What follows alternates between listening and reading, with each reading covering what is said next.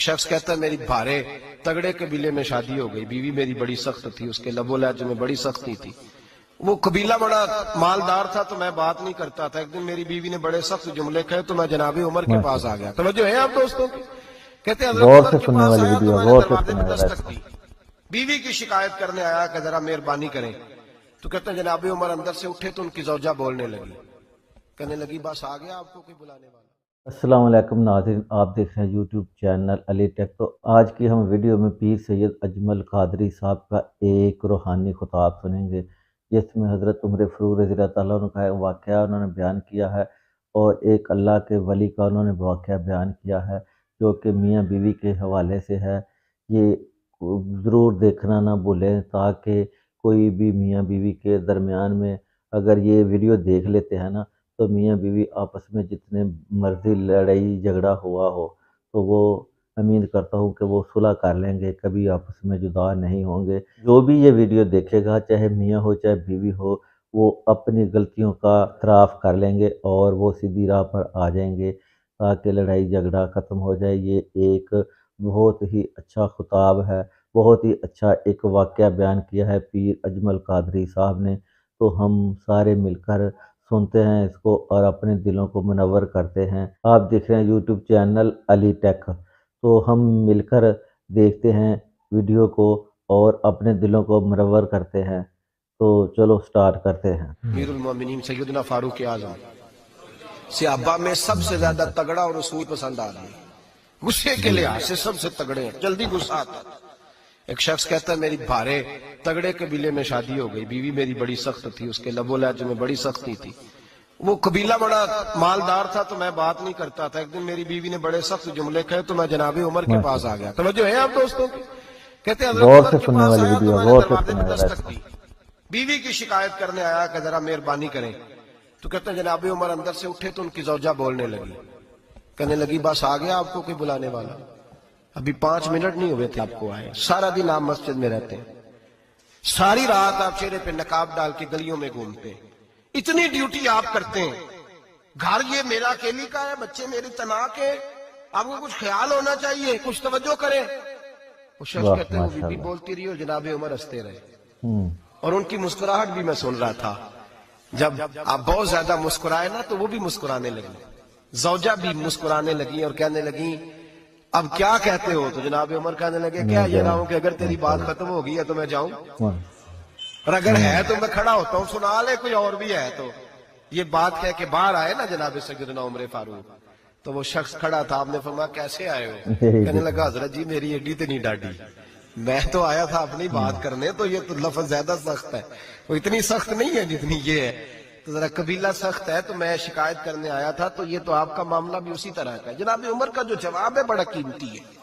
आपने फरमाया मेरी बीवी मेरी हर तरह की खिदमत करती है। लफ्जों का हुस्न देखिए, ऐसे नहीं कि बीवी कोई काम भी न करे और मुफ्त की चढ़ाई करे, वो भी दुरुस्त नहीं है।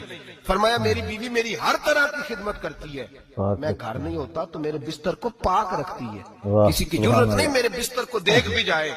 मेरे बच्चों को जब मैं बिस्तर पे बुलाता हूँ आती है, मेरे बच्चों का ख्याल रखती है। मैं बाहर ही रहता हूँ घर के, लेकिन घर की जिम्मेदारियां सारी उसने अपने कंधों पे ले ली है। फरमाया मेरे मिजाज में जलाल है, मैं रोज ऊंचा बोलता हूँ तो सुनती है, मेरी बीवी है ना, मैं उसका लिबास है वो मेरा लिबास है। कभी कभी वो ऊंचा बोलती है तो मैं भी सुन लेता हूँ, बीवी जो मेरी है। हजरत अबुल हसन की बात मैं अक्सर सुनाया करता हूँ।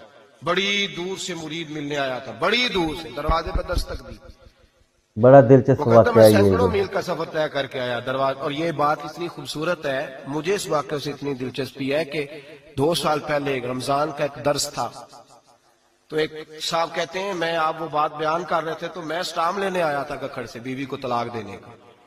तो आप बात कर रहे थे तो मैंने ये बात सुनी तो बस मैंने समझा मेरी बात कर रहे हैं।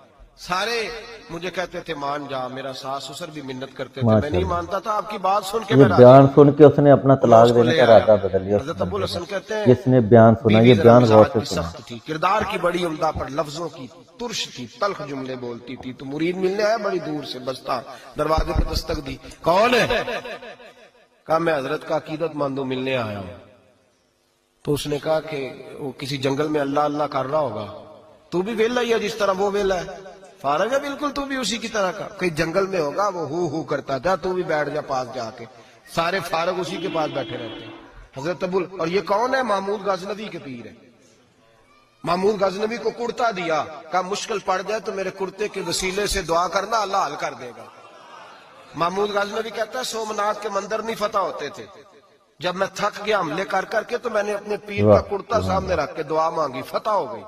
رات کو حضرت ابو الحسن خواب میں ملے, فرمایا تو نے قیمت نہیں ڈالی میرے کرتے کی, بس فتح مانگی. کہا حضور پھر؟ فرمایا میرا کرتا رکھ کے کہنا تھا یا اللہ سارے ہندوؤں کو مسلمان کر دے, اللہ نے مسلمان کر دینا.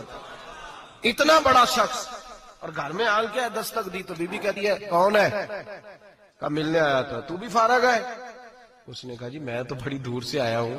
نے کہا وہ جنگل میں ہوگا, کہا ہو کر رہا ہوگا, تو بھی جا اس کے پاس, کرو جو دل میں آتا ہے.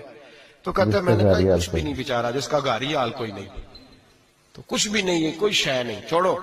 لیکن اب آیا ہوں بڑی دور سے تو ملنا تو پڑے گا. کہتے ہیں میں نے جنگل کی طرف کیا, شام ہو رہی تھی تو شیر میں بیٹھے ہوئے, شیر قابو میں نہیں. پھر میرے دل میں خیال آیا کہ بیوی رام ہوتی نہیں اور شیر کو لگام ڈالی ہوئی ہے, کیا وسوسہ آیا. تو فرماتے ہیں نیچے اترے تو فرمانے لگے کہ ساری عادتیں اچھی ہیں, زبان کی نہیں اچھی, ساری عادتیں. میں نے بتایا نہیں, خود بولے ساری عادتیں اچھی ہیں, زبان کی نہیں اچھی.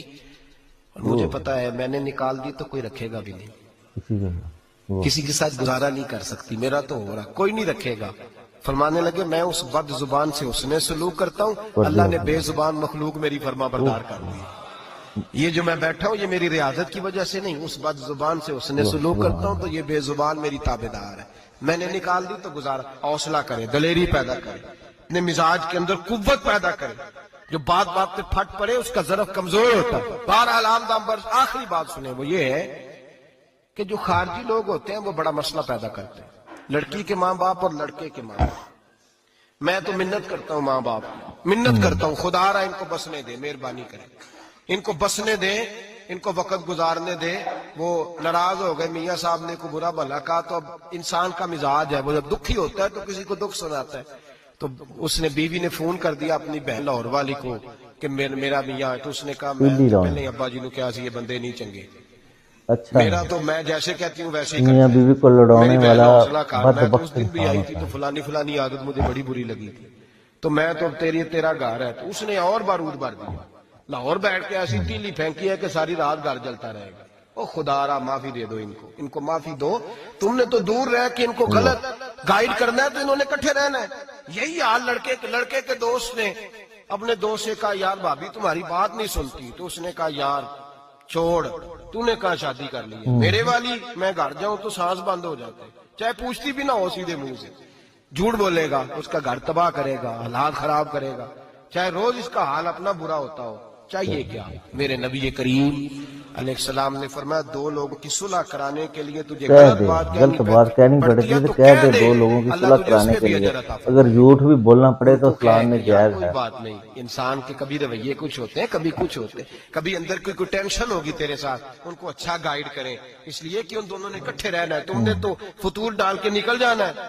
میرے نبی پاک علیہ السلام کی حدیث سنیں, حضور نے فرمایا لعنتی ہے وہ شخص جو مرد کو عورت کے خلاف اکساتا ہے اور عورت کو مرد کے خلاف اکساتا ہے. وہ لعنتی ہے, وہ کوئی بھی ہو, مائیں بھی اور باپ بھی اور بہنیں بھی, سارے اس بات کا خیال کریں, غلط فکریں دماغوں میں نہ چھوڑیں. آپ اپنا گھر بسائیں گے, سائڈ پہ ہو جائیں گے, یہاں تباہی اتر جائے گی. مہربانی کریں, گھر ٹوٹتا تب ہے جب باہر والے فساد برپا کرتے ہیں. میں ایک جملہ اکثر کہا کرتا ہوں, میاں بیوی کا اپنا جھگڑا نہیں ہوتا, جب بھی ہوتا ہے کسی تیسرے کی وجہ سے ہوتا ہے. اور جب گھر ٹوٹ جاتا ہے تو مصیبت اس کے لیے ہوتی ہے, خامند کے لیے یا بیوی کے لیے. اور یہ جو گھر ٹوٹتے ہیں تو سب سے زیادہ شکار وہ نونہال ہوتے ہیں, جن کو باپ کی بھی ضرورت ہوتی ہے, ماں کی بھی ضرورت ہوتی ہے. وہ خامند بھی نئی بیوی لے آیا, ماں نے بھی نیا بیاہ رچا لیا, لیکن بچے ترستے ہیں, روتے ہیں کہ خدایا یہ کبھی کٹھے, باپ کو بھی ترستے ہیں, ماں کے پیار کو بھی ترستے ہیں. ٹوٹ گیا, خاندان بکھر گئے, رشتے برباد ہو گئے. اور پھر اس کا نقصان کل کو اس بچی کی جب شادی ہوتی ہے تو اس کے بھی گھر والے پوچھتے ہیں ان کی طلاق کیوں ہوئی, کیوں ان کے ماں باپ آپس میں علیحدہ ہوئے, کہاں تک اس گھر کے ٹوٹنے کا اثر جاتا ہے, کہاں تک یہ تباہی اترتی ہے. میرے نبی کریم علیہ السلام نے گھر جوڑنے کا حکم دیا, فرمایا طلاق دینا جائز ہے پر اللہ کو پسند نہیں. خدا را اپنے تصورات کے اندر روشنی صحیح پیدا کریں, سوچوں کو درست کریں, حوصلوں کو بڑا کریں, شریعت کے بتائے ہوئے قاعدے اور ضابطے کے مطابق چلیں. اپنی زندگی اعلیٰ ظرفی کے ساتھ گزاریں گے تو آپ جوڑیں گے اور جوڑنے والے بنیں گے. اور اگر آپ کے اندر حوصلہ نہیں ہوگا تو ناظرین یہ تھی پیر اجمل قادری صاحب. اتنی پیارا بیان فرمایا آپ نے.